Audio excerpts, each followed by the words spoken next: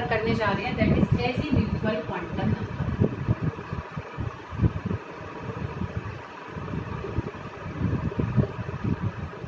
इसको रिप्रेजेंट करते हैं बेटा हम स्मॉल एल से, ठीक है। It is represented by small L, ठीक है। प्रिंसिपल क्वांटम नंबर किसे रिप्रेजेंट होता है, एन से। अच्छा, कई बच्चों को ऐसा लगता होगा मैम बारी बारी बारी बोलती रहती है, वो बेटा मतलब क्योंकि मुझे सब बच्चों का ध्यान रखना है। कुछ बच्चे बारी बारी बारी बोलने से ना उनको फिर कई बार एक बार, पहली बार, दूसरी बार, तीसरी बार भी चीज़ समझ नहीं आती, तो कई बार बोलने से उनको समझ आ जाती है। और जिन बच्चों को पहली बार ही बात समझ में आ गई उनका रिवीजन हो जाता है, तो उनके दिमाग में पक्का हो जाता है, उनको सुनते सुनते ही लर्न हो जाता है, ठीक है बेटा। तो इसलिए हमें थोड़ा सबका ध्यान में रखते हुए कि हमारा मेन मोटिव है कि हर बच्चे के समझ में बात आए, ठीक है बेटा। इसलिए परेशान मत हो जाए करो। थोड़ा मुझे पता है कि ये चीज़ मुझे भी खुद ऐसी लगती है कि क्यों बारी बारी बोला, पर वो क्लास में देखा है मैंने, ज़रूरत पड़ती ही है बेटा। तो मैं तो यही मान रही हूँ एक क्लास है, तुम सब आगे बैठे हो और मैं पढ़ा रही हूँ, ठीक है। तो हमारा सेकंड क्वांटम नंबर कौन सा है, एजीम्यूथुअल क्वांटम नंबर, जिसको हम एल से रिप्रेजेंट करते हैं। और ये हमें बताता है about the subshell of electron. ये हमें किसके बारे में बताता है, सबशेल के बारे में बताता है।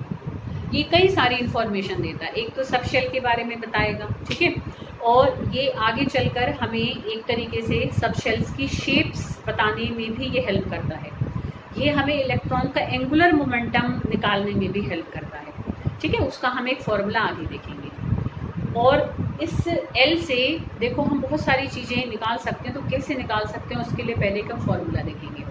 पहले सिंपल समझ में आया कि प्रिंसिपल क्वांटम नंबर हमें बताता है इलेक्ट्रॉन की शेल के बारे में, और एजीम्यूथुअल क्वांटम नंबर हमें बताता है इलेक्ट्रॉन के सब शेल के बारे में, ठीक है। अब हम एक फॉर्मूला देखेंगे जिससे हम ये निकालेंगे पहले कि किसी शेल में कितने सब शेल्स हो सकते हैं। हर शेल में बराबर नंबर ऑफ सब शेल्स नहीं होते, अलग अलग शेल में नंबर ऑफ सब शेल्स भी अलग अलग होती हैं। जैसे अलग अलग एक तरीके से राज्यों में अलग अलग नंबर होते हैं जिलों के, है ना। इस तरीके से ही अलग अलग शेल में नंबर ऑफ सब शेल्स भी अलग अलग होते हैं। वो कितने होते हैं वो हम एक फॉर्मूले की हेल्प से निकालते हैं। देखो कैसे, ठीक है। देखो ये for a given value of n, L can have values from 0 to n-1। देखो ये फॉर्मूला है, इस फॉर्मूले को तुम्हें ध्यान रखना है। 0 से लेकर n-1 तक हो सकती हैं क्या, L की वैल्यूज। देखो कैसे निकालेंगे। देखो जब n की वैल्यू है 1, मतलब जब हम पहले शेल की बात कर रहे हैं, जब n की वैल्यू 1 होगी तो देखो बेटा L की कौन सी वैल्यू होगी, अब यहाँ पर पुट करो। देखो 0 to 0-1।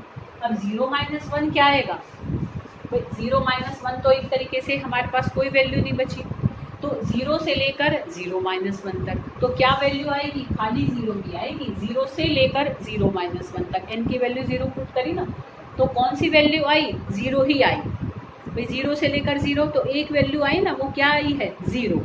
तो जब n हमारा 1 होता है तो l क्या होता है, 0। अब हम ऐसे 0 का मतलब ऐसे नहीं कहेंगे कि कुछ नहीं आया, एक वैल्यू आई है जो कि 0 है, उस वैल्यू को ही हम किससे डिनोट कर रहे हैं, वो कौन सी वैल्यू आई है, 0 वैल्यू आई है। समझ में आ रही है बात, ठीक है। तो किसी n के लिए l की जितनी वैल्यूज आती हैं उतने उसके अंदर सब शेल्स होती हैं। अब दूसरे पर अप्लाई करेंगे, देखो जब और समझ में आएगा। जब n की वैल्यू 2 होगी तो देखो l की कौन कौन सी वैल्यू होंगी। देखो फिर मैं देखूं, सॉरी यहाँ पर 1-1 0 नहीं, सॉरी क्योंकि n की वैल्यू मैंने 1 रखी ना, n अगर हमारा क्या होगा, 1 होगा, तो मैंने यहाँ पर n की वैल्यू रखी 1, तो 1-1 क्या हो जाएगा हमारा, 0 हो जाएगा। 0-1 तो -1 होगा, है ना। सॉरी, तो उस चीज़ को जरा भूल जाना, ठीक है, वो पता नहीं कैसे गलती से हो गया।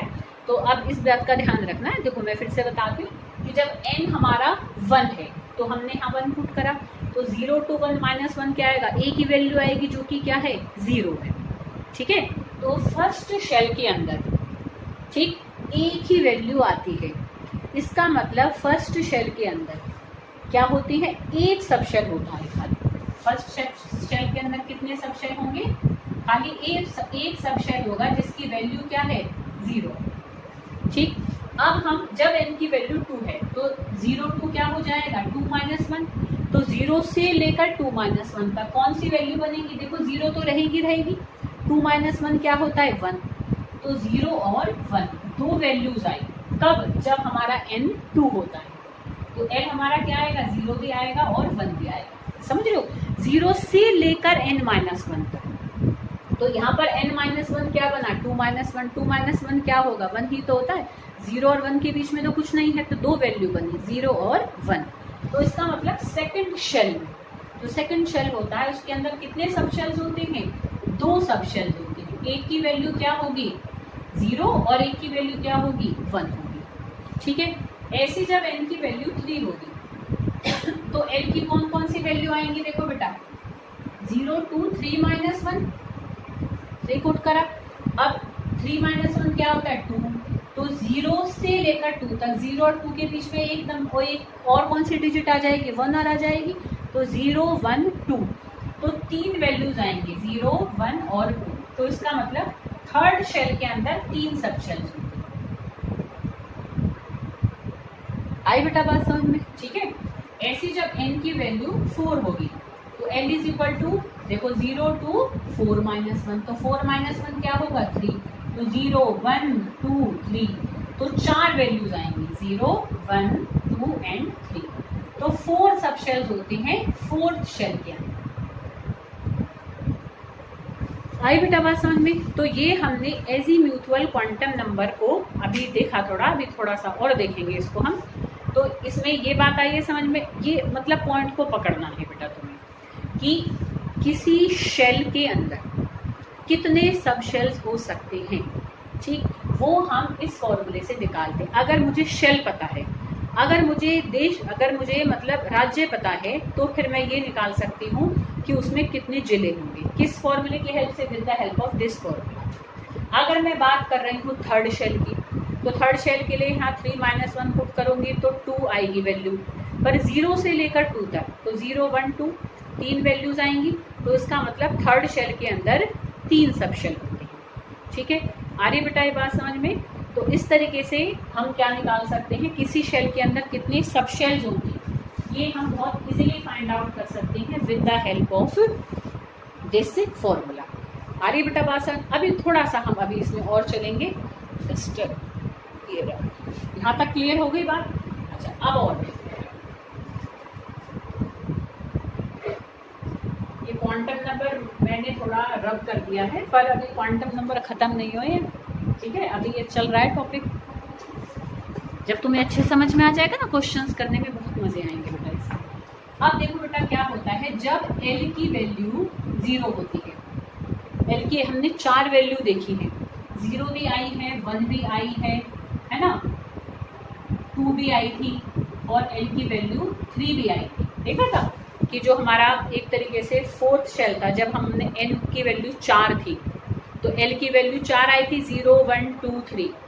अब देखो, अच्छा जब n की वैल्यू 1 होती, n प्रिंसिपल क्वांटम नंबर, जब n की वैल्यू 1 होती है तो पहले शेल होता है, मतलब उसका मतलब है पहला शेल, उसको हम k से डिनोट करते हैं। k से उसकी डेजिग्नेशन है, मतलब उसको हम रिप्रेजेंट करते हैं k। पहले शेल को हम k शेल भी कहते हैं। ऐसे जब n की वैल्यू 2 होती है वो हमारा l शेल होता है, l से उसको डेजिग्नेट करते हैं। ऐसे जब n की वैल्यू हमारी 3 होती है वो हमारा m शेल होता है, n की वैल्यू 4 होती है वो हमारा n शेल होता है। ऐसी सब शेल्स की भी जो वैल्यू आई है 0 1 2 3, तो इन वैल्यूज की भी डेजिग्नेशन है। समझ रहे? डेजिग्नेशन समझ रहे? उनके मतलब सिंबल है। जब l की वैल्यू 0 होती है तो उसको हम s सब शेल कहते हैं, स्मॉल लेटर से रिप्रेजेंट करते हैं। उसको क्या कहते हैं हम? s सब शेल। ऐसे जब l की वैल्यू 1 होती है उसको हम t सब शेल से रिप्रेजेंट करते हैं। l की वैल्यू 2 होती है उसको हम d सब शेल से रिप्रेजेंट करते हैं। l की वैल्यू 3 होती है तो उसको हम f सब शेल से रिप्रेजेंट करते हैं। तो s p d f ये 4 हमारे सब शेल्स होते हैं। ठीक है, अगर मैं इसको ऐसे फिगर से बनाऊं तो देखो ये हमारा न्यूक्लियस है। अब देखो ध्यान से, अगर देखो मैं देखो फिर से वो टेबल बनाऊं अभी जो हम पहले बना रहे थे। जब n हमारा 1 था तो अब ध्यान करना l की क्या वैल्यू आई थी? 0 आई थी। 0 का मतलब क्या था? हमारा s था खाली। अरे बेटा बात समझ में, कि जो पहला शेल होता है, जो हमारा पहला शेल होता है उसमें क्या होता है, खाली एस सब शेल ही होता है। ऐसी जब n की वैल्यू 2 थी तो l की वैल्यू 0 भी आई थी, 1 भी आई थी, मतलब दूसरे शेल के अंदर क्या होता है, s सब शेल भी होता है और p सब शेल भी होता है। आ रही बेटा बात समझ में? ठीक है, इसमें क्या है, एक ही सब शेल, कौन से वाला है वो, मतलब इसमें खाली s सब शेल है और इसमें क्या है, s सब शेल भी है और p सब शेल भी है। किसमें, सेकंड शेल के अंदर। ऐसे जब n की वैल्यू 3 है तो l की कौन कौन सी वैल्यूज आई थी, 0 1 2, तो s भी होगा, p भी होगा और d भी होगा। तो 3 सब शेल्स होंगे हमारे किसके अंदर, थर्ड शेल में। मतलब देखो जो वैल्यू है उतने ही नंबर ऑफ सब शेल्स होते हैं। फर्स्ट शेल में एक सब शेल होता है, सेकंड शेल में 2 सब शेल्स होते हैं, थर्ड शेल में 3 सब शेल्स होते हैं। ऐसे जब n की वैल्यू 4 थी तो l की वैल्यू कौन कौन सी आई थी, 0 1 2 3, ध्यान देना कैसे आई थी, उस फॉर्मूले से 0 to n-1 से n की वैल्यू यहाँ 4 रखो तो 0 2 3, तो 0 और 3 को बीच में और कौन से नंबर हैं, 2 आ रहे हैं। तो इस तरीके से हमने चारों वैल्यू अभी पीछे निकाली थी। ठीक है, तो इसमें कौन कौन से सब शेल होंगे, देखो ये मैंने कहाँ से निकाला, क्योंकि जब 0 है तो वो कौन सा है, s है, जब 1 है तो वो कौन सा है, p है, जब 2 है तो उसको हम किससे दिखाते हैं, d से रिप्रेजेंट करते हैं, और जब 3 वैल्यू होती है l की तो उसको हम किससे बनाते हैं, f से शो करते हैं। ठीक है, तो इसमें ये 4 ऑर्बिटल्स होंगे, 4 सबशेल्स होंगे। किसमें, फोर्थ शेल में 4 सबशेल होंगे, s p d f चारों होंगे। तो अगर मैं उसको देखो ऐसे फिगर से बनाऊं तो जैसे ये न्यूक्लियस है, तो न्यूक्लियस के बाहर जो पहला शेल है उसमें सिर्फ एक सबशेल होता है, वो कौन सा, s होता है। उसके बाद में जो सेकंड शेल है उसमें 2 सबशेल्स होते हैं, कौन से, s भी होता है, p भी होता है। फिर उसके बाहर जो तीसरा शेल है उसके अंदर 3 सबशेल्स होते हैं, s p और d। उसके बाहर जो चौथा शेल है उसके अंदर 4 सबशेल्स होते हैं, कौन कौन से, s p d and f। अरे बेटा बात समझ में? तो ये हमारा क्या था, एजीम्यूथुअल क्वांटम नंबर था, जो कि हमें सबशेल्स की इंफॉर्मेशन वो दे रहा है। ठीक है, कि किसी शेल के अंदर कितने सबशेल्स हो सकते हैं, उनको हम किससे डेजिग्नेट करते हैं, तो ये हमें उसने बताया। और एक हम फॉर्मूला छोटा सा और देख लेते हैं, उस फॉर्मूले से हम क्या निकाल सकते हैं, किसी इलेक्ट्रॉन का एंगुलर मोमेंटम भी निकाल सकते हैं। ये बात आई बेटा समझ में, ये बहुत ज़रूरी है, ये बात तो बहुत ज़रूरी है, ध्यान रखना।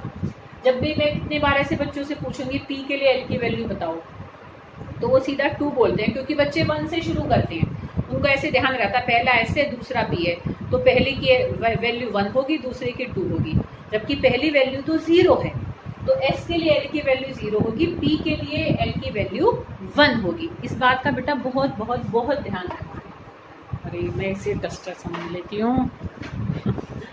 चलो तो देखो बेटा, एक छोटा सा फॉर्मूला हम और देखेंगे, that is angular momentum of electron को भी हम with the help of azimuthal quantum number निकाल सकते हैं। तो देखो एंगुलर मोमेंटम निकालने का एक फॉर्मूला होता है n × l+1, ठीक है, और होल अंडर रूट h/2π। तो l हमारा क्या है, एजीम्यूथुअल क्वांटम नंबर ही तो है। तो अगर हमें किसी के l की वैल्यू पता है, जैसे मान लो मैं कहूँ कि कोई ये कहे कि भाई p सब शेल में अगर इलेक्ट्रॉन है तो उसका एंगुलर मोमेंटम निकालो, p के लिए l की वैल्यू क्या होती है, 1। ठीक है, मैंने थोड़ा इसलिए रुकी ताकि तुमने भी सोचा होगा। अब ये तुम्हारी ईमानदारी है कि किसने 1 सोचा, किसने 2 सोचा, किसने कुछ और सोचा, या किसी ने सोचा ही नहीं, कोई बात नहीं, उससे कोई फर्क नहीं पड़ रहा, उससे कोई तुम कम ज़्यादा नहीं हो जाते हो बेटा। चीज़ें कई बार कोई देर में ग्रहण करता है पर अच्छी ग्रहण करता है, क्वालिटेटिवली लेता है, उसको ज़्यादा टाइम तक ध्यान रखता है। तो अपने आप में बेटा हर बच्चा नायाब होता है, अपने आप में हर बच्चे में क्वालिटी होती है, उससे कोई फ़र्क नहीं पड़ता हम जल्दी समझते हैं या लेट समझते हैं, उससे हमको इंटेलिजेंट या डफर हो गए।